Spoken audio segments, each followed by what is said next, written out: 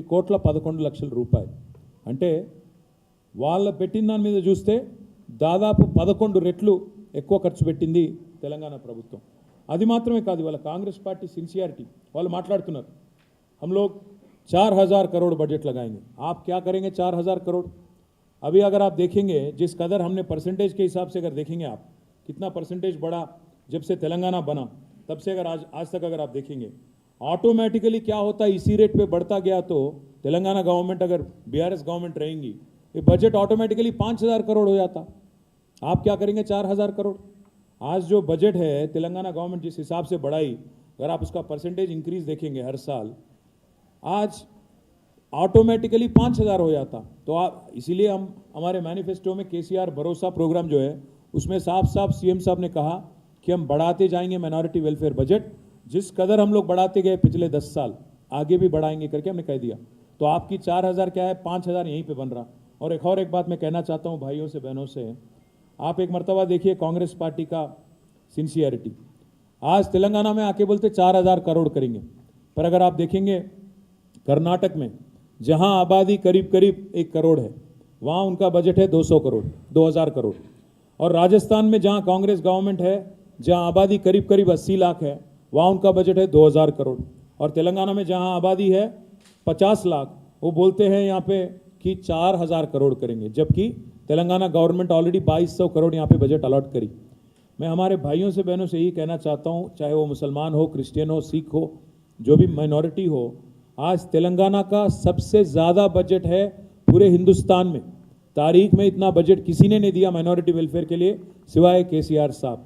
आज एक मर्तबा मैं फिर बोलना चाहता हूँ आपको, उत्तर प्रदेश में जहाँ आबादी है करीब करीब 4 करोड़ माइनॉरिटीज़ का, वहाँ की बजट है 1,780 करोड़. और अगली नंबर है वेस्ट बंगाल जहाँ आबादी है 2.5 करोड़, वहाँ पे बजट है 2,100 करोड़. और उसके बाद आता है आपका महाराष्ट्र जहाँ आबादी है 1.5 करोड़ और वहाँ की बजट है 674 करोड़.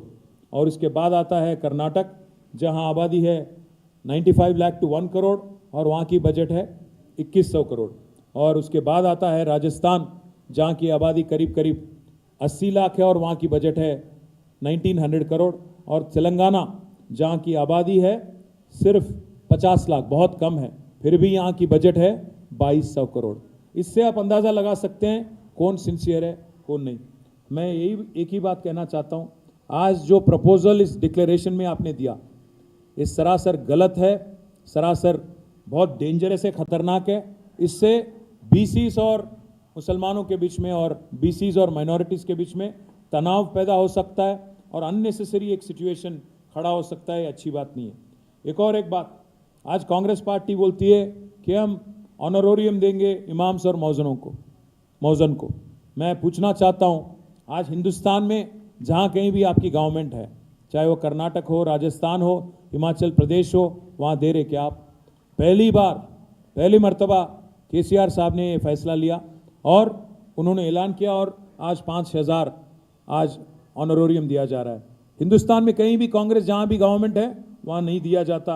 यहाँ बात किया जाता है कि हम देंगे. हम ज़रूर वादा करते हैं इमाम से और मौज़न भाई से कि आज जो 5,000 आपको मिल रहा इसको हम दुगना करेंगे और ऑन पार, जैसे अर्चक के साथ ऑन पार आपका भी 10,000 ज़रूर करेंगे, हम वादा करते हैं. साथ ही साथ एक और बात भी मैं कहना चाहता हूँ, कांग्रेस पार्टी बार बार बोलती रहती है 12% तहफ़्फ़ुज़ात के बारे में बीआरएस ने अपने वादा नहीं निभाया. मैं बोलना चाहता हूँ, कहना चाहता हूँ, हमने 16 अप्रैल 2017 को हमने लेजिस्लेशन पास किया असेंबली में तेलंगाना में और बिल हमने भेजा गवर्नमेंट ऑफ इंडिया को. गवर्नमेंट ऑफ इंडिया का रवैया तो आप जानते ही हो, उन्होंने इनकार कर दिया. और इसलिए हमने क्या किया, कोशिश हमने ये की कि सुधीर कमीशन के ज़रिए एक जो रिपोर्ट बनी जिसको बैकवर्ड क्लासेस कमीशन ने भी रेटिफाई किया, हमने साफ साफ कहा कि ये रिलीजियस रिजर्वेशन नहीं है, सोशियो इकोनॉमिक बेसिस पे रिजर्वेशन आप दीजिए.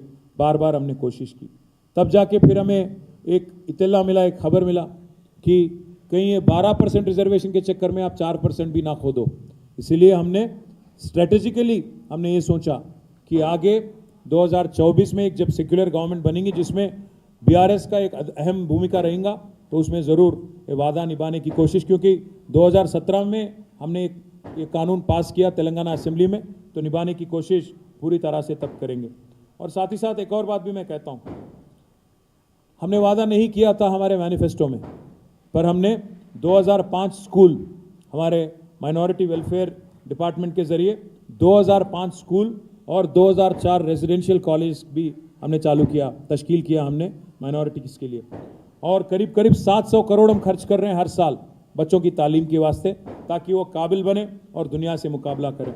साथ ही साथ एक और बात भी मैं कहना चाहता हूँ, आज सिर्फ और सिर्फ एक ही चीफ मिनिस्टर है पूरे हिंदुस्तान में जो आज गरीब मुसलमानों को भी, साथ ही साथ गरीब बैकवर्ड क्लासेस को भी 20 लाख तक ओवरसीज स्कॉलरशिप देते हैं पूरे हिंदुस्तान में। तो मैं ये माइनॉरिटी डिक्लेरेशन जो आज कांग्रेस पार्टी करी, मैं उसके बारे में बस एक ही चीज़ बोलूँगा कि ये बहुत ख़तरनाक है। ये हमारे मुसलमानों के और माइनॉरिटीज़ और बैकवर्ड क्लासेस के बीच में अननेसेसरी एक तनाव पैदा करने वाली एक प्रोग्राम है। और जी, शादी मुबारक करके एक स्कीम जो हमारी गवर्नमेंट ने चालू की थी, और उसमें आज तक 2,70,000 से ज़्यादा बच्चों को फ़ायदा मिला। बजट भी 2,330 करोड़ हमने खर्च किया, हमारे महमूद भाई याद दिला रहे। तो मैं बस यही कहूँगा आखिरी में कि जो भी आपका डिक्लेरेशन है, इससे ऊपर, इससे कहीं गुना ज़्यादा हमने ऑलरेडी डिलीवर किया। और हमारे भाइयों को, बहनों को मैं बस इतना ही कहता हूँ कि आज आप नीयत देखिए कांग्रेस पार्टी की।